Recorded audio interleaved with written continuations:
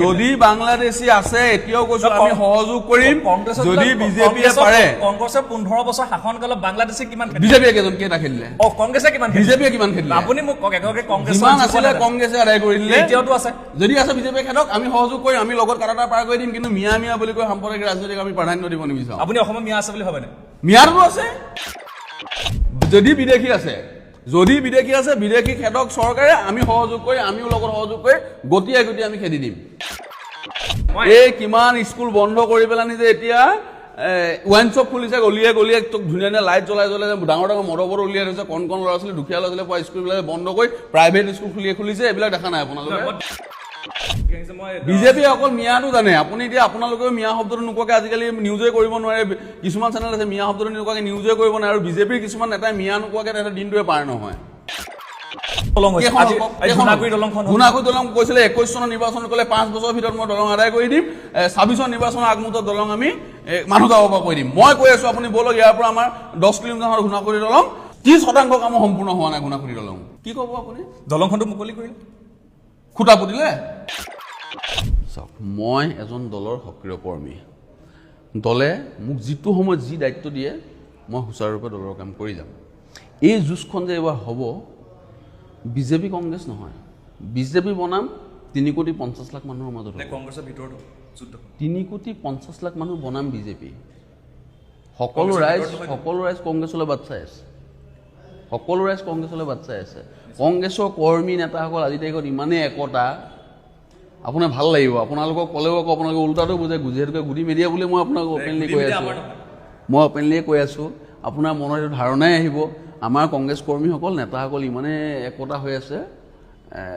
26ত বিজেপিক উফৰাই পেলাব আৰু মোক যেতিয়া দলে কাম দিব মই সেইটো কামেই কৰি গৈ আছোঁ যদি মোক দলে প্ৰাৰ্থিত্ব আগবঢ়ালে প্ৰাৰ্থিত্ব দিয়ে আৰু মই প্ৰাৰ্থিত্ব আগবঢ়াম মই আপোনাক উত্তৰটো ইয়াতে আছে যে যুঁজখন বিজেপি বনাম 3 কোটি 50 লাখ মানুহৰ মাজত হ'ব নমস্কাৰ বাইদেউসকলে চাবলৈ আৰম্ভ কৰিছে নৰ্থ ইষ্টৰ বিশেষ অনুষ্ঠান ৰণাংগন আৰু মই শৰৎ গায়ন আজি আমাৰ মাজত উপস্থিত আছে লখিমপুৰ বিধানসভা সমষ্টিৰ এগৰাকী কংগ্ৰেছ দলৰ টিকট প্ৰত্যাশী প্ৰাৰ্থী তথা কংগ্ৰেছৰ যুৱ নেতা ৰাতুল বৰা পোনপ্ৰথমে নৰ্থ ইষ্ট ভিউ ৰণাংগনলৈ আপোনাক স্বাগতম জনাইছোঁ ধন্যবাদ নিৰ্বাচন সমাগত আৰু বেছিদিন নাই টিকট ঘোষণা হ'বই ইতিমধ্যে টিকটৰ কাৰণে দাখিল কৰিছে নমিনেশ্যন দাখিল কৰিছে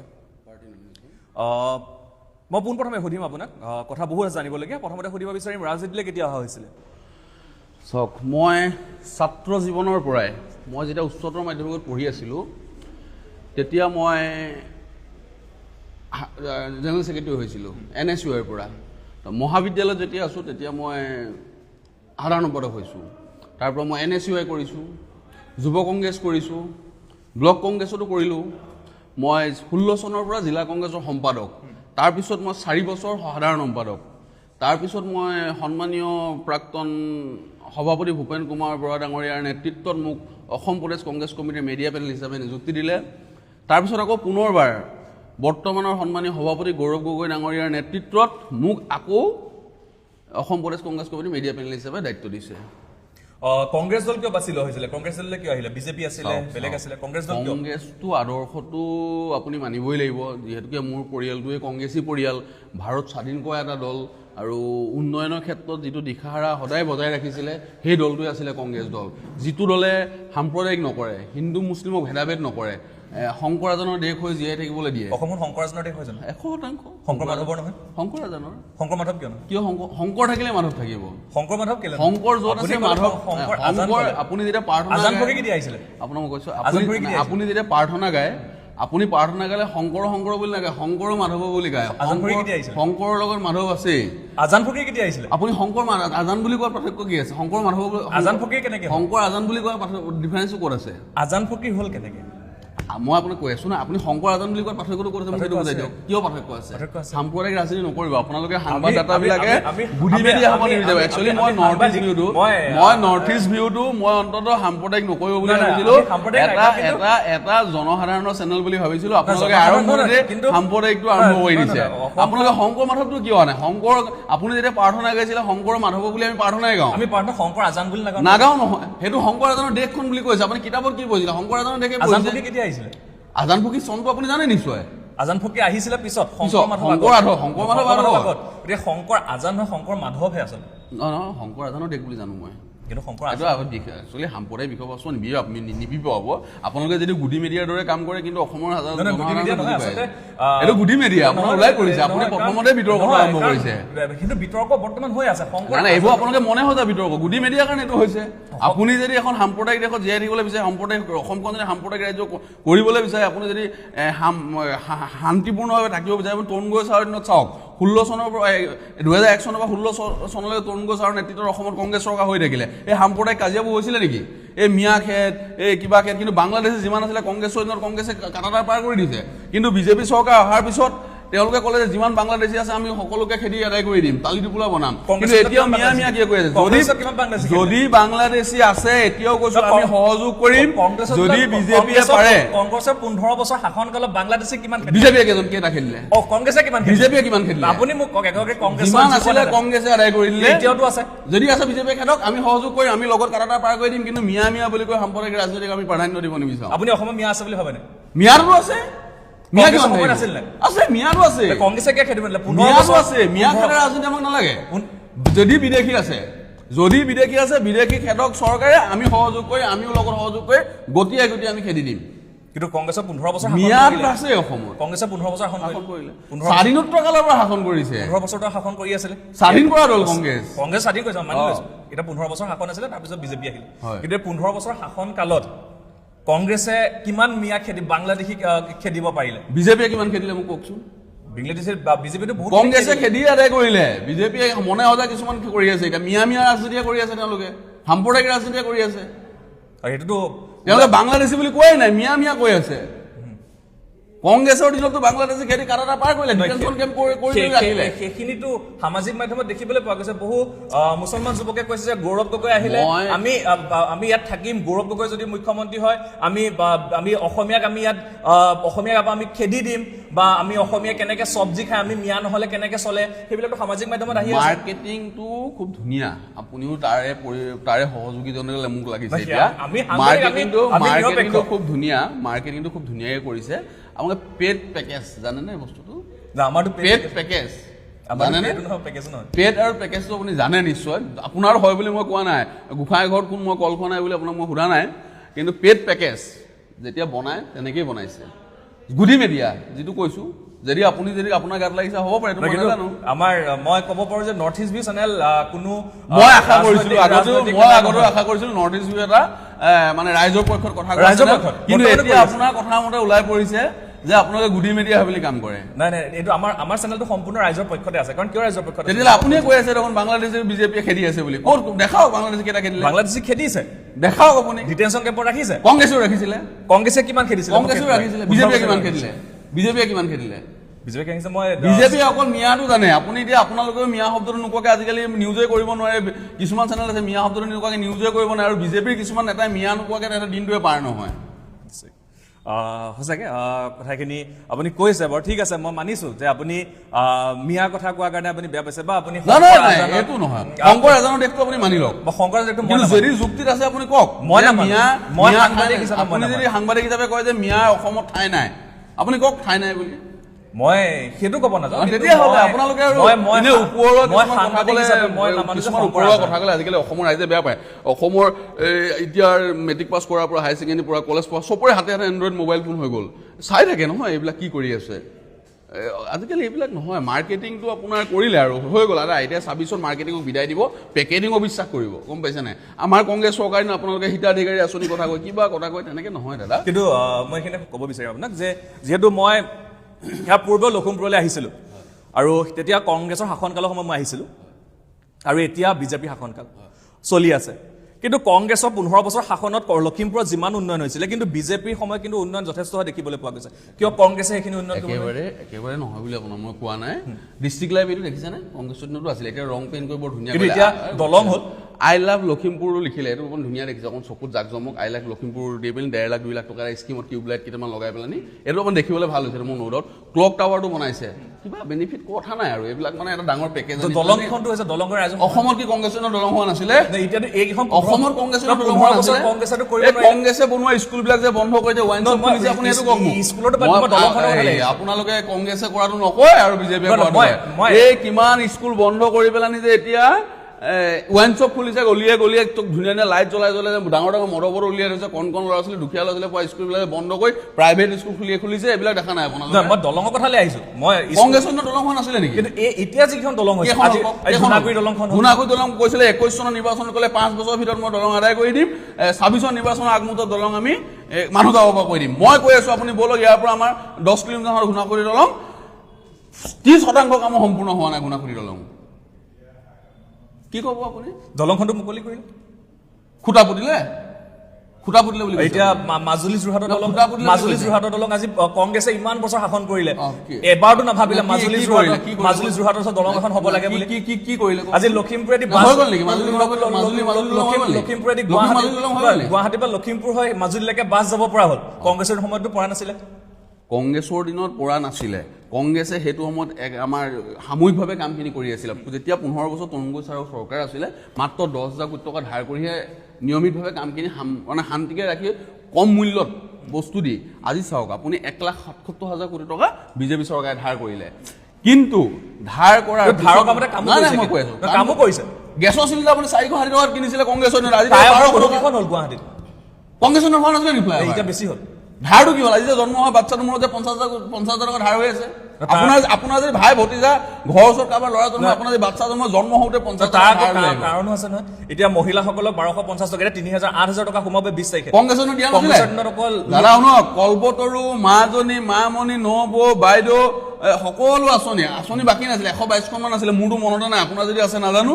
আপুনি কম দিছিলে পইচা? নাই, আপুনি কল্পতৰু আঁচনি 10,000 টকা দিছিলে, কি কথা কয় আপুনি? কিন্তু কল্পতৰু আঁচনি যে কংগ্ৰেছ চৰকাৰে দিছিলে, সেইটো সময়ত মাত্ৰ কি কৰিছিলে জানে? খণ্ড উন্নয়ন বিষয়ে বিডিঅ গৈ পঞ্চায়তে বিলাইছিলে। এনেকে আহি পিনি সমষ্টি ৱাইজত 20,000 30,000 মানুহক ডাঙৰ সভাপতি চৰকাৰী পইচা খৰচ কৰি কংগ্ৰেছে এই মাৰ্কেটিংটো কৰা নাছিলে। উন্নয়ন খণ্ড উন্নয়ন বিষয়ক দায়িত্ব দিছিলে, বিডিঅ গৈ পেলাই সভাপতি পঞ্চায়তত, এইটো পঞ্চায়তত বোলে কিমান, এইটো পঞ্চায়ত 300 বা এইটো পঞ্চায়তত 500, তেনেধৰণে বিতৰণ কৰিছিলে, বিডিঅ দায়িত্ব দিছিলে। এতিয়া কি কৰে মুখ্যমন্ত্ৰীয়ে মাৰ্কেটিঙৰ কাৰণে লগত মিডিয়া লৈ পেলাই আৰু প্ৰচাৰ একদম মানে নাচ গান। কিন্তু সেই সময়ত কিন্তু সঁচা কথা মই কৈছো। কিন্তু যদি ক'বলৈ যাওঁ যে এতিয়া মহিলাসকলক 1250 হিতাধিকাৰীয়ে চৰকাৰ বদলি কৰিব নোৱাৰে। আজি বিজেপি চৰকাৰৰ সময়ত আজি এটা পৰিয়ালে চাউল পাইছে, দালি পাইছে, নিমখ পাইছে, এতিয়াতো মিঠাতেলো দিব। কংগ্ৰেছ চৰকাৰে BPL কাৰ্ড APL কাৰ্ডটো কংগ্ৰেছৰ দিনত আছিলে বুলি কয়। কংগ্ৰেছ চৰকাৰ আছিলে, এতিয়া নাই নহয়। সেইটোৱেতো এতিয়াতো কিন্তু তেতিয়া নাভাবিলে, তেতিয়া অকল লুঙি ধুতি সেইখিনিহে চলি আছিলে, সূতা বিলাইছিলে। ধুতি বেয়া পায় নেকি? ধুতিখন বেয়া পোৱা আপোনালোকে ধুতিখন বেয়া পোৱা কথা নহয়। কেলে ক'লে ধুতিখন দিয়া হৈছিলে ন? কিয় দি দিব ধুতিখন? এতিয়া তাতকে বেছিকে পাইছে। আমি নামঘৰলৈ গ'লে ধুতি পিন্ধি যাওঁ। সেইটো হয়, আপুনি মানে অসমীয়াকো গালি পায়? অসমীয়াক মই গালি পৰা নাই, কিন্তু এতিয়া যিটো অভিযোগ উত্থাপন হৈছে কংগ্ৰেছৰ ধুতি দিয়ে, সূতা লৈ আমাৰ গাঁৱৰ বোৱাৰী ছোৱালীবিলাকে বহাগৰ বিহুৰ আগত যিখন গামোচা উলিয়াই, আজিৰ তাৰিখত বিজেপি চৰকাৰ অহাৰ পিছত আপুনি বোৱা গামোচা এখন নাপায়। অসমীয়া ধ্বংস কৰিব বিচাৰিছে বিজেপি চৰকাৰ অহাৰ পিছত, অসমীয়া আদায় কৰিব বিচাৰিছে বিজেপি। আপুনি উত্থাপন কৰিলে নহ'ব। আপুনি এজন শিক্ষিত মানুহ হিচাপে অকল সংবাদদাতা বুলি নাভাবিব বা বুদ্ধি মিডিয়া বুলি আপুনি নাভাবিব। আপুনি এজন সংবাদকৰ্মী, সচেতন যুৱক হিচাপে ভাবক, কংগ্ৰেছ চৰকাৰ থাকোঁতে কল্পতৰু, মাজনী, মামণি, নবৌ, নবোৱাৰী কিমান আঁচনি দিছিলে। এতিয়া আপুনি কি চিনি পায় আঁচনি মোক কওকচোন? বিজেপিৰ দিনত 5খন আঁচনি মোক বিজেপিৰ দিনত এতিয়া কিন্তু বিজেপিৰ 5খন আঁচনি আপুনি মই যদি কওঁ যুৱকসকলৰ কাৰণে কিন্তু বিজেপি চৰকাৰে কিন্তু ভাল কৰিছে বুলি এইটো কথা মই ক'ব লাগিব। আজি উদ্যমিতা আঁচনি উলিয়ালে, বাবু আঁচনি, মাইনা আঁচনি কংগ্ৰেছৰ দিনত আছিল নেকি? সম্পূৰ্ণ আছিলে। কল্পতৰু আঁচনিটো আপুনি নাজানে চাগে, সেইটো কল্পতৰুলৈ মই নাই যোৱা। আজি শিক্ষাৰ্থীসকলৰ কাৰণে কিবা আঁচনি উলিয়াইছিলে পঢ়িবৰ কাৰণে? চাইকেল যে দিছিলে, কম্পিউটাৰ লেপটপ যে দিছিলে কংগ্ৰেছে। মই পঢ়াৰ ক্ষেত্ৰত সুধিছো। চাইকেল দিছিলে, স্কুললৈ যাবলৈ দিছিলে, কম্পিউটাৰ লেপটপ দিছিলে, কম্পিউটাৰ কিন্তু ফ্ৰী কিতাপ দিছিলে। কম্পিউটাৰ কিন্তু পিছলে কম্পিউটাৰ নিদিলে, কিন্তু পিছলে টেবলেট। বিজেপি চৰকাৰ অহাৰ পিছত পৰিছে। বিজেপি চৰকাৰ দাদা আপুনি পাহৰিছে, না তাৰপিছত আনন্দৰাম বৰুৱা এৱাৰ্ডটা আছিলে হয় তাৰপিছত সেই কমপ্লিট ডেস্ক কৰিছে কংগ্ৰেছে কৰিছে বিজেপিয়ে মাত্ৰ মডিফাই কৰি পিনি অকমান তাতে প্ৰলেপ আনি দিয়ে কিন্তু এইকেইটা আঁচনি বিজেপি আদৰ্শবিলাক অলপ অলপ কপি কৰে পঢ়িবলৈ কিন্তু পইচা বিজেপি দিছে এতিয়া পঢ়িবলৈ পইচা বিজেপিয়ে দিছে কেনেকে দিছে মই আজি এইটো বাবু আঁচনি মাইনা আঁচনি মাইনা আঁচনি বাবু আঁচনি দিছে ন হয়তো আমি গম পোৱা নাই কিন্তু কৰা নাই চাগে মাৰ্কেটিংটো কৰা নাই চাগে আপোনালোকৰ মিডিয়াবিলাক এইটো ক্ষেত্ৰত পিছ পৰি আছে অলপ আগুৱাই যাব সেইটো অলপ এডভাৰটাইজটো কৰি দিব ভাল হ'ব নিশ্চয়কৈ আৰু কথা আছে মই আপোনাক সুধিব বিচাৰিম গৌৰৱ গগৈৰ কথা সুধিব বিচাৰিম মই গৌৰৱ গগৈ পাকিস্তান লিংক কি ক'ব গৌৰৱ গগৈ পাকিস্তানী এজেণ্ট বুলি গোটেইখন ওলাই গৈছে চাওক হওক সিদিনাখনি হিমন্ত বিশ্ব শৰ্মা ডাঙৰীয়াই ইণ্টাৰনেশ্যনেলৰ পৰা মিডিয়া আনিলে আমি শুনা পাইছোঁ আৰু ফ্লাইটত নিছে ভালকৈ ৰাখিছে আহি পিনি এটা flop show' mega flop show' এটা প্ৰেছ মিট দিলে ফ্লপ শ্ব' বুলি আপুনি সম্পূৰ্ণ ক'ব নোৱাৰে কাৰণ গৌৰৱ গগৈ ডাঙৰীয়া যিটো কথা কৈছে যে মই 10 ছেপ্টেম্বৰত যে দিম বুলি ক'লে ৰৈ যে ছমাহৰ পিছত দিলে কি মনে সাজি ল'লে চব বনাই ল'লে কিন্তু সেই ক্ষেত্ৰত কিন্তু গৌৰৱ গগৈও সম্পূৰ্ণ কথা কিন্তু চালেবৰে কথা কোৱা দেখিবলৈ পোৱা গৈছিলে যিখন সংবাদ মেল হৈছিলে সেই সংবাদ মেলত কিন্তু বাছি গৌৰৱ গগৈ হতাশ হোৱা নাই কিন্তু সংবাদ মেলখনত মুখ্যমন্ত্ৰী ডাঙৰীয়া হতাশ হৈছে মুখ্যমন্ত্ৰী ডাঙৰীয়া উন্নয়নৰ কথা লৈ যাব পৰা নাই মোৰ প্ৰশ্নটো শুনক এগৰাকী আপোনাক যুৱন্ত মই খুজো সেইদিনা সংবাদ মেলখনত কিয় বাছি সাংবাদিকক প্ৰশ্ন সুধিবলৈ দিয়া হৈছিলে পিছত যেতিয়া সাংবাদিকে প্ৰশ্ন সুধিবলৈ গৈছিলে কিয় আঁতৰাই পঠিওৱা হৈছিলে গৌৰৱ গগৈ জিন্দাবাদ দি পেলাই এইটো আপোনালোকৰ ধাৰণা চাগে গৌৰৱ গগৈ জিন্দাবাদ ধ্বনিটো মই দেখা নাই আৰু আমাৰ কৰ্মীয়েতো গৌৰৱ গগৈ জিন্দাবাদ দিবই কিন্তু সাংবাদিকক কিয় হিমন্ত বিশ্ব শৰ্মাই যে গৌৰৱ গগৈৰ বিপক্ষে এটা প্ৰপগণ্ডা এটা হাজাৰে মৰা মনে সজা এটা বস্তু ৰাইজৰ মাজত এষ্টাব্লিছ কৰিব বিচাৰিলে গৌৰৱ গগৈ ডাঙৰীয়াই যেতিয়া গৈ পেলাই তেওঁ প্ৰতিটো বস্তু উত্তৰ দিলে তাৰপিছত যেতিয়া আমাৰ গৌৰৱ গগৈ ডাঙৰ ওলাই আহিছে আমাৰ কৰ্মীসকলে জিন্দাবাদ দিয়া ধ্বনিটো আপোনাৰ কি অসুবিধা আছে সেইটো মোৰ অসুবিধা নাই কিয় সাংবাদিকক বাছি প্ৰশ্ন সুধিবলৈ দিয়া হ'ল বাকী সাংবাদিকক কিয় প্ৰশ্ন সুধিবলৈ দিয়া নহ'ল হিমন্ত বিশ্ব শৰ্মা প্ৰেছ মিটত চবেই প্ৰশ্ন কৰিছিলে চবকে সুধিব দিছিলে কাৰো নাম উল্লেখ কৰা নাছিলে কিন্তু এইটোত যিটো প্ৰেছ মিট আছিল তাৰ নাম আমাৰ ধাৰণা নহয় যোনে পাৰে আমাৰ গৌৰৱ গগৈ ডাঙৰীয়া সঁচাই প্ৰশ্ন কৰিব পাৰে আপোনাৰ চেনেলটো আপোনাৰ সাংবাদিকজনে কৈ গৈছে গৌৰৱ গগৈ ডাঙৰীয়া যেতিয়া মই যি সুধো সকলো প্ৰতিটো মুহূৰ্তত মই ফোন পাওঁ প্ৰতিটো কথা উত্তৰ কিন্তু সেইদিনা কিন্তু সাংবাদিকক প্ৰশ্ন সুধিবলৈ দিয়া হোৱা নাছিলে কিন্তু আপুনি জানিব আমি নাজানো মোৰ ধাৰণা নহয় যে গৌৰৱ গগৈ ডাঙৰীয়া প্ৰশ্নৰ সন্মুখীন হ'বলৈ ভয় কৰিব আমাৰ নেতা গৌৰৱ গগৈ ডাঙৰীয়া প্ৰতিটো প্ৰশ্নৰ সন্মুখীন হ'বলৈ সদায় সাজু থাকে পাকিস্তানলৈ কিয় গৈছিলে গৌৰৱ গগৈ বুলি ভাবে এগৰাকী অসমীয়া যুৱক এইটো তেওঁৰ ষ্টেটমেণ্টখিনি তেওঁ আল্টিমেটলি কৈ গৈছে তেওঁৰ পত্নী থকাৰ পিছত তেওঁ নৱবিবাহিত যেতিয়া আছিলে তেওঁ যাবলগীয়া হৈছিলে তেওঁ গৈছে আৰু ভাৰত কেন্দ্ৰত তেতিয়া বিজেপি চৰকাৰ আছে বিজেপি চৰকাৰ থাকোঁতে তেওঁ ভিজা পাছপৰ্ট লৈহে গৈছে কিন্তু আপোনালোকে এনেকে দেখায় যেন তেওঁ কাটাৰ পাৰ হৈ পেলাই গৈছে পাছপৰ্টখন তাত গৈ পোৱা কিন্তু এদিনৰ পিছত আকৌ পাছপৰ্টৰ জেগা চেঞ্জ কৰা তেতিয়া কিয় এৰেষ্ট নকৰিলে আপোনালোকে গৌৰৱ গগৈ যে পাকিস্তান লিংক আছে আপুনি এৰেষ্ট কৰক সেইটো এৰেষ্টটো মই কৰিব ৰাষ্ট্ৰদ্ৰোহ কিছুমান মানুহক যে সৰু সৰু কথাত পাকিস্তানী বুলি কিবা লিখিলেই যে এৰেষ্ট কৰে NSAত আজি গৌৰৱ গগৈ ডাঙৰীয়া পাকিস্তানী এজেণ্ট বুলি যে আপোনালোকে সৰ্বোত্তকে চিঞৰি আছে গুডি মিডিয়া হয় যদি দম আছে আপোনালোকে এৰেষ্ট কৰক নহয় বুলি কয় গৌৰৱ গগৈ নিজে কিছুমান কথা নিজে হেৰি খাইছে চাওক আপুনি চাওক তক্ষশিলালৈ গৈছো বুলি কৈছে তক্ষশিলা ক'ত আছে পাকিস্তানৰ ক'ত আছে পাঞ্জাৱৰ পৰা অলপ মানুহে কিন্তু তক্ষশিলালৈ যাবলৈ ৰাৱলপিণ্ডিলৈ গৈছো বুলি কৈছে ৰাৱলপিণ্ডিলৈ যাবলৈ পাৰ্মিশ্যন ল'ব লাগিব আপুনি সেই বস্তুখিনি চৰকাৰৰ ওচৰত আছে যদি মই আকৌ এটা কথাই ক'ম এই ইছ্যুটোৰ ওপৰত যদি পাকিস্তানী এজেণ্ট সজাব বিচাৰিছে কৈ থাকিলে নহ'ব তেতিয়া গৌৰৱ গগৈ ডাঙৰীয়া এৰেষ্ট কৰি দেখাওক তেতিয়া আমি গম পাম যে তেওঁ পাকিস্তানী এজেণ্ট হয় আজি যদি আপুনি লিখকচোন পাকিস্তানৰ বিষয়ে ফেচবুকত কিবা এটা ভালকৈ আপোনাক কিন্তু এৰেষ্ট কৰিব মোক এৰেষ্ট কৰিব যদি গৌৰৱ গগৈ হয় কৰি দেখাওক আৰু এটা প্ৰশ্ন এইখিনিতে এগৰাকী অসমীয়া যুৱক হিচাপে মই সুধিম গৌৰৱ গগৈ এগৰাকী অসমৰ সন্তান হয় আমিও ভাল পাওঁ গৌৰৱ গগৈ ভাল পাওঁ গৌৰৱ গগৈ কিন্তু কথা হ'ল যে তেখেতৰ পত্নী আজিলৈকে কিন্তু ভাৰতীয় নাগৰিক হোৱা নাই তেখেতৰ পুত্ৰৰ কিন্তু ভাৰতীয় নাগৰিকত্ব কাটি এতিয়ালৈকে নাগৰিকত্ব বেলেগৰ দিয়া হৈছে হিন্দুটো অঁতৰাই কিয় সেইটো কৰিব তেওঁ অনাগত দিনত কৰিব আপুনি অসমীয়া যুৱক হিচাপে কি ভাবে কৰিব তেওঁ হিন্দু ল'ৰা হিন্দু গৌৰৱ গগৈ পুতেকটো আজিলৈকে তেখেতে নাভাবিলে গৌৰৱ গগৈ পুতেক তৰুণ গগৈ নাতি হিন্দুৱে হ'ব ন কিন্তু তেখেতে কিয় কাটি ৰাখিছে বুলি ভাবে গৌৰৱ গগৈ পুতেক আপুনি হিন্দুৱে হ'ব সেইটো মানিব নাই সেইটো মই মানিছো আপোনাক কাগজে পত্ৰই মোক কওক মোৰ দেউতাৰ যেতিয়া হিন্দু মই হিন্দু হ'মেই হয় সেইটো আমি জানো হয় হিন্দু আপোনালোকে এইবিলাক এটা মনে হাতিছে গুডি মিডিয়া টাইপ কাম কৰি আছে মনে আমি নাই খোজা সেই পাছপৰ্টখনত সাৰেণ্ডাৰ তেখেতেটো কৰিছে মনে হাতিছে নহয় আপুনিতো পাছপৰ্টখনৰ আপুনি নিজেও দেখিছে তাততো সাৰেণ্ডাৰ কৰিছে নিজে চাৰেণ্ডাৰ নহয়, ব্লেংকে আছে আপোনালোকে এইটো মনে সাজি আছে বস্তুটো গোটেইটো গোটেই মনে সাজি আছে গোটেই বস্তুটো। মই এইখিনিতে আপোনাক সুধিব বিচাৰোঁ, বাৰে আপুনি কৈ আছে এটা শব্দ গুডি মিডিয়া মানে কি? চাওক, আপোনালোকে মোদী ডাঙৰীয়াৰ বা বিজেপি চৰকাৰৰ আপোনালোকে দুখবোৰ নেদেখে। আপোনালোকে ভাল সংবাদদাতা হিচাপে বিজেপি চৰকাৰৰ বেয়া দুখখিনি ৰাইজৰ আগত দেখাব লাগিছিলে। তেওঁলোকৰ ওপৰত কি প্ৰশ্ন আছে, কি উন্নয়ন কৰা নাই, কি কৰা নাই, আপোনালোকে সেইখিনি দেখাব লাগে। আপোনালোকে কংগ্ৰেছ কৰ্মীয়ে কি কৰিছে, কোন মানে কি কৰিছে, আপোনালোকে এইখিনি দেখায়। বিৰোধী ঐক্য এক হোৱা নাই, আপোনালোকে সেইটো চিন্তাত আছে। কিন্তু UPPL, BPF, বিজেপি এক হোৱা নাই, আপোনালোকে সেইটো কিন্তু নাই। সেইটো কংগ্ৰেছৰ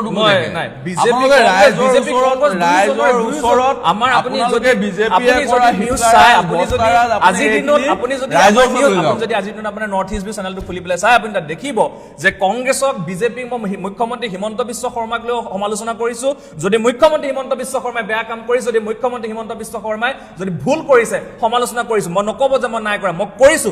যিদিনা অমিত শ্বাহক প্ৰধানমন্ত্ৰী নৰেন্দ্ৰ মোদী অসমলৈ আহিছিলে, জুবিন গাৰ্গৰ নাম লোৱা নাছিলে, সেইটো লৈ মই নিউজ কৰিছিলো। কিয় লোৱা নাছিলে? চাগে আপোনাৰ চেনেলত এইটো কথা লৈ পিনে আগতে এবাৰ কৈছিলো, যিটো সময়ত আমাৰ ৰাহুল গান্ধী ডাঙৰীয়া আহি পেলানি জুবিন গাৰ্গ ডাঙৰীয়াৰ ঘৰত গৈছে, সমাধি ক্ষেত্ৰত গৈছে, কিন্তু মোদী আৰু অমিত শ্বাহ যে আহি জুবিনদাৰ সমাধি ক্ষেত্ৰ, জুবিনদাৰ ঘৰত যে নগ'লে, গৰিমাবুক খবৰ নল'লে, ময়ো চাগে আপোনাৰ এই চেনেলটোত কৈছিলোঁ। কিন্তু আপোনালোকে মূল্য বৃদ্ধিৰ কথা হওক, নিবনুৱা সমস্যাৰ কথা হওক, চৰকাৰৰ কৰাপশ্যন কিছুমানৰ কথা হওক, যিটো গু চিণ্ডিকেট চলি আছে, এইবিলাক কথা হওক, আপোনালোকৰ কিন্তু সংবাদ মাধ্যম উত্থাপন কৰিবলৈ আপোনালোকৰ আহৰি নাই। আমি সংবাদ মাধ্যম আমাৰ নৰ্থ ইষ্ট ভিউ উত্থাপন, বেলেগৰ কথা মই নাজানো, মই ক'বলৈ নাযাওঁ। ইয়াৰ নৰ্থ ইষ্ট ভিউ চেনেলৰ এগৰাকী আপুনি নৰ্থ ইষ্ট ভিউ চেনেলত আহি পিনে সাংগঠনিক কথা নাই, গৌৰৱ গগৈ পাকিস্তান লিংকটো কথা আহি থাকে আৰু মিয়া কথা আনি থাকে আপোনালোকে। মিয়া কথা সেইটো বৰ্তমান ডাঙৰ সমস্যা অসমৰ ডাঙৰ সমস্যা। অসমত মুছলমানৰ সংখ্যা আজিৰ দিনত হিন্দুতকৈ মুছলমানৰ সংখ্যা বৃদ্ধি পাইছে। আপুনি মানে 1,77,000 কোটি যে ধাৰ কৰিলে, আপুনি মানে আপুনি মানে আপুনি মোৰ এইটো মানে নাই। আপুনি অসমত আজি হিন্দু যে মাইনৰিটি হ'বলৈ গৈ আছে, আপুনি এইটো কথা মানে নামানে? হিন্দু মাইনৰিটি নহয় অসমত, নহয় হিন্দু মাইনৰিটি। আপুনি চাব পাৰে এতিয়া যথেষ্ট মুছলমান সংখ্যা বাঢ়ি যোৱা দেখিবলৈ পোৱা গৈছে। আপোনালোকে যেনেকৈ হিমন্ত বিশ্ব শৰ্মাৰ এতিয়া থপথপনি লাগিছে, কি কথা ক'ম কি নক'ম এনেকুৱা এটা ধাৰণা হৈছে, আপোনালোকৰ এনেকুৱাই ধাৰণা? আমাৰ তেনেকুৱা নাই। এইটো আপোনাক মই তথ্য সহকাৰে মই মোবাইলত এতিয়া উলিয়াবলৈ ট্ৰাই কৰিম মই, যে হিন্দুৰ সংখ্যা বৰ্তমান অসমত কমি গৈছে বুলি আপুনি মানে নামানে? কমা নাই, হিন্দু থাকিবই অসমত। হিন্দু মাইনৰিটি হোৱা আপুনি দেখিবলৈ পোৱা নাই? নহয়, হিন্দু মাইনৰিটি কেনেকৈ হ'ব অসমত? কিন্তু মুছলমানৰ সংখ্যাটো যথেষ্ট বৃদ্ধি পাইছে। বৃদ্ধি হ'ব পাৰে, হিন্দু মাইনৰিটি নহয় নহয়, হিন্দু অসমত মেজৰিটি হৈ থাকিব বোলে। ঠিক আছে, আপুনি কৈছে সেইটো কথা বাৰু দেখা যাব সময়ত হিন্দু মেজৰিটি হৈ থাকে যদি। আৰু আপুনি ভাবেনে কংগ্ৰেছ শাসনলৈ আহিব বুলি? 100%। কিয় আহিব?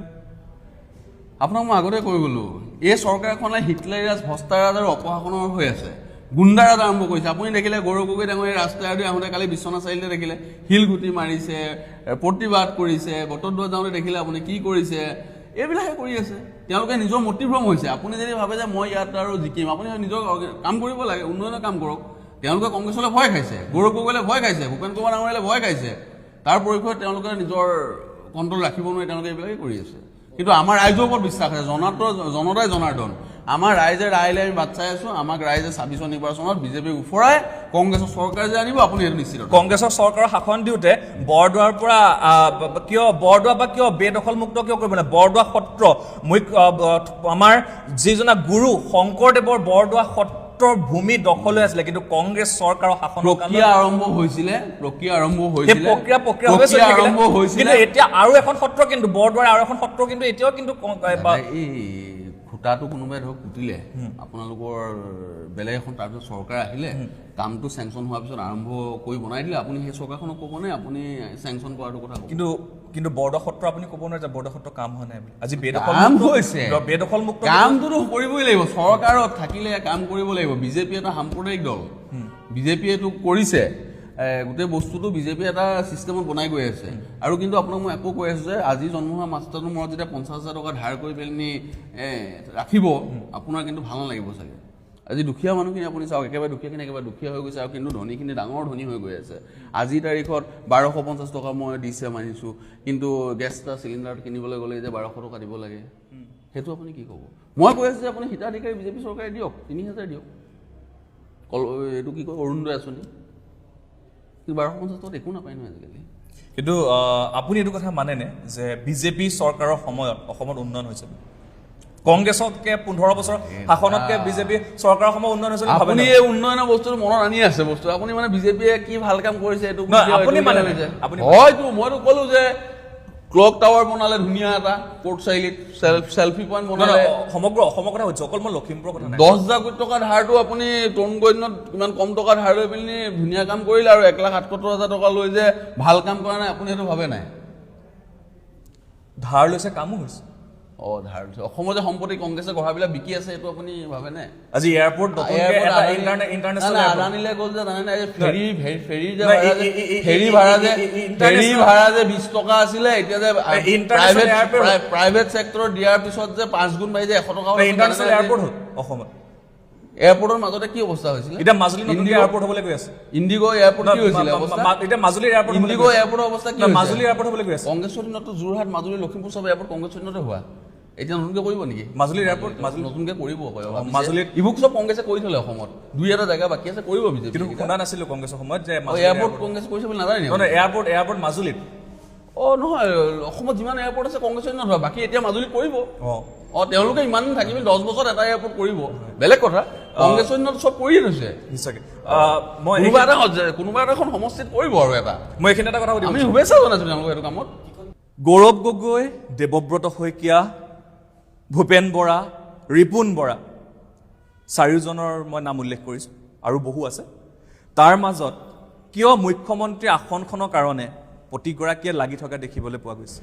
চাওক, আমাৰ দলৰ ৰকিবুল হুছেইন ডাঙৰীয়া সাংসদ, 5 বাৰৰ বিধায়ক, ভূপেন কুমাৰ বৰদঙীয়া 2 বাৰৰ বিধায়ক, পাৰ্লিয়ামেণ্ট ছেক্ৰেটাৰী আছিলে, প্ৰদেশ কংগ্ৰেছৰ সভাপতি আছিলে, ৰিপুণ বৰা ডাঙৰীয়া বিধায়ক আছিলে, মন্ত্ৰী আছিলে, ৰাজ্যসভা সাংসদ আছিলে, আৰু কি ক'লে প্ৰদ্যুৎ বৰদলৈ বিধায়ক আছিলে, মন্ত্ৰী আছিলে, এতিয়া 2 বাৰৰ সাংসদ। গৌৰৱ গগৈ ডাঙৰীয়া 3 বাৰৰ সাংসদ। আমি নেতাহে চিনি পাওঁ, আমাৰ দলৰ গোটেইকেইজন নেতাই সক্ৰিয়ভাৱে দলৰ হৈ কাম কৰি আছে। এই যে আপুনি যে কৈছে মুখ্যমন্ত্ৰীৰ কাৰণে চিন্তা কৰি আছে, এইটো আপোনালোকৰ মনে সজায়। এতিয়া আমাৰ গোটেই কৰ্মীসকলে বা নেতাসকলে ভাবিছে বিজেপিক উফৰোৱা চিন্তা। আপোনালোকে কংগ্ৰেছৰ ভিতৰত কি আছে আপোনালোকে মনেৰে ভাবি লয়, আৰু বিজেপি যে হিমন্ত বিশ্ব শৰ্মা যে জনজাতিৰ এজন মুখ্যমন্ত্ৰী, সৰ্বানন্দ সোণোৱালক যে অঁতৰাই নিজে গাদীখন ল'লে, সেইটো হ'লে দেখা নাই? এজন জনজাতীয় মুখ্যমন্ত্ৰী সোণোৱাল উপাধি, তেওঁক অঁতৰাই পেলাই তেওঁ যে গাদীখন ল'লে আপোনালোকে দেখা নাই? কিন্তু এইখিনিতে এটা ডাঙৰ প্ৰশ্ন হয়, 21ৰ নিৰ্বাচনত যে বিজেপি অসমত চৰকাৰ আহিলে, সৰ্বানন্দ সোণোৱাল মুখ্যমন্ত্ৰী হ'ব বুলি, এজন জনজাতীয় মুখ্যমন্ত্ৰী হ'ব বুলিয়ে 21ত বিজেপিক ভোট দিয়া চৰকাৰ আহিলে। হিমন্ত বিশ্ব শৰ্মা মুখ্যমন্ত্ৰীৰ কাৰণে ভোট দিয়া নাই, এইটো আপুনি কিন্তু জানি থওক। আজি এটা ডাঙৰ প্ৰশ্ন, কংগ্ৰেছৰ ভিতৰ চৰাৰ খবৰ, কংগ্ৰেছৰ যে অন্তঃকন্দল হওক বা আনসমূহ হওক, এইসমূহ খবৰ কেনেকৈ বিজেপিয়ে পায় বুলি ভাবে? কোন আছে কংগ্ৰেছত এনেকুৱা এজন ব্যক্তি যিজন ব্যক্তিয়ে বিজেপিৰ মুখ্যমন্ত্ৰী হিমন্ত বিশ্ব শৰ্মাক প্ৰতিটো খবৰ দিয়ে? ইতিমধ্যে আমাৰ যিসকলে হিমন্ত বিশ্ব শৰ্মাক খবৰ দিছিলে সেইসকলে আমাৰ দলৰ পৰা ওলাই গুচি গ'ল। এতিয়াতো খবৰ পাই আছে, সেইদিনা বিৰিয়ানী খাইছে তাত, সেইটো খবৰো পাইছে। হোটেল এখনত কোনোবাই বিৰিয়ানী খালে খবৰ পোৱাটো সৰু কথা, হোটেলতো বাথৰুমত বা বেডৰুমত কৰা কাম নহয় নহয় খবৰ নাপাবলৈ। হোটেলত খাইছে আৰু খবৰটো পাবই দাদা। মই যদি বাটৰ হোটেলখন ভাত খাই থাকো, ৰাস্তা দি 10টাই দেখি গৈছে। মাজতে আৰু এটা হৈছিলে যে কংগ্ৰেছৰ ভিতৰুৱা এখন মিটিং হৈছে, ৰাহুল গান্ধী আহিছিলে, এখন দলীয় বৈঠক হৈছিলে, গোপনীয় বৈঠক। সেই বৈঠকত কি কথা হৈছিলে, কিন্তু সেই কথা কিন্তু পূৰ্বে মুখ্যমন্ত্ৰী হিমন্ত বিশ্ব শৰ্মাই গম পাইছে, কথা নাপাতোতে গম পাইছে ন? কথাত ভিতৰত চলি থাকোতে তাৰ পৰা খবৰ মনৰ ধাৰণা এটা কৰি লয় মানে কি কথা পাতিব। আপুনি যদি মোৰ ঘৰলৈ আহে, মইতো আপোনাক ক'ম দাদা ভালে আছে, ঘৰত ভাল আপোনাৰ, খাই যাব চাহ ভাত, বা আপুনি মোৰ ঘৰত গ'লে মই মাছ মাংস আনি মেলি কম খুৱামেই, 2-4 টকাকৈ যায়।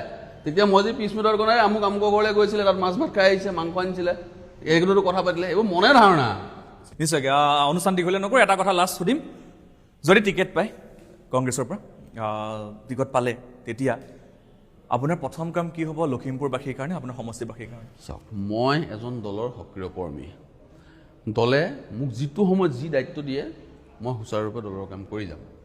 এই যুঁজখন যে এইবাৰ হ'ব, বিজেপি কংগ্ৰেছ নহয়, বিজেপি বনাম 3,50,00,000 মানুহৰ মাজত, কংগ্ৰেছৰ ভিতৰত 3,50,00,000 মানুহ বনাম বিজেপি।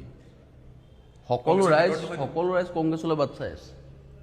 সকলো ৰাইজ কংগ্ৰেছলৈ বাট চাই আছে। কংগ্ৰেছৰ কৰ্মী নেতাসকল আজি তাৰিখত ইমানেই একতা, আপোনাৰ ভাল লাগিব। আপোনালোকক ক'লেও আকৌ আপোনালোকে ওলোটাটো বুজে, যিহেতুকে গুটি মেডিয়া বুলি মই আপোনাক অপেনলি কৈ আছোঁ, মই অপেনলিয়ে কৈ আছোঁ। আপোনাৰ মনত এইটো ধাৰণাই আহিব, আমাৰ কংগ্ৰেছ কৰ্মীসকল নেতাসকল ইমানেই একতা হৈ আছে, 26ত বিজেপিক উফৰাই পেলাব। আৰু মোক যেতিয়া দলে কাম দিব, মই সেইটো কামেই কৰি গৈ আছোঁ। যদি মোক দলে প্ৰাৰ্থিত্ব আগবঢ়ালে প্ৰাৰ্থিত্ব দিয়ে, আৰু মই প্ৰাৰ্থিত্ব আগবঢ়াম। মই আপোনাক উত্তৰটো ইয়াতে আছে যে যুঁজখন বিজেপি বনাম, 3,50,00,000 মানুহৰ মাজত হ'ব। সাংবাদিক হ'লে মানে সদায় নিৰপেক্ষভাৱে সাংবাদিক হ'ব লাগে, সদায় নিৰপেক্ষভাৱে কথাবিলাক শুনিব লাগে। কিন্তু একপক্ষীয় হৈ কথাবিলাক শুনিলে মানে কিবা যেন কাৰোবাৰ যেন ভৰিৰ তলত থকা যেন অনুভৱ হয়। আপোনালোকে এই সাংবাদিকজনৰ মানে কথাবিলাক শুনি ল'লে, কেনেকৈ একপক্ষীয় হৈ মানে কথাবিলাক কৈছে, কেনেকৈ এফালৰ পৰা হৈ কথাবিলাক কৈছে। কথাবিলাক সদায় নিৰপেক্ষ হৈ কিনে কথাবিলাক ক'ব লাগে। কিন্তু এইজন বিজেপি কৰ্মীজনে কিন্তু বাৰুকৈ দিছে, কিন্তু সাংবাদিকজনক নিদিয়াও নহয়। কিন্তু সেই সাংবাদিকজনৰ গাত ভুল আছে। এনেকৈ মানে একপক্ষীয় হৈ মানে কথাবিলাক ক'লে সকলোৰে মনত মানে আঘাত লাগে। আৰু সাংবাদিক সদায় নিৰপেক্ষ হৈ মানে কথাবিলাক সুধিব লাগে, বাতৰি প্ৰকাশ কৰিব লাগে। কিন্তু এনেকৈ একপক্ষীয় হৈ মানে কথাবিলাক ক'লে মানে বেয়া লাগে। আৰু মানে সদায় সাংবাদিক নিৰপেক্ষ হ'ব লাগে।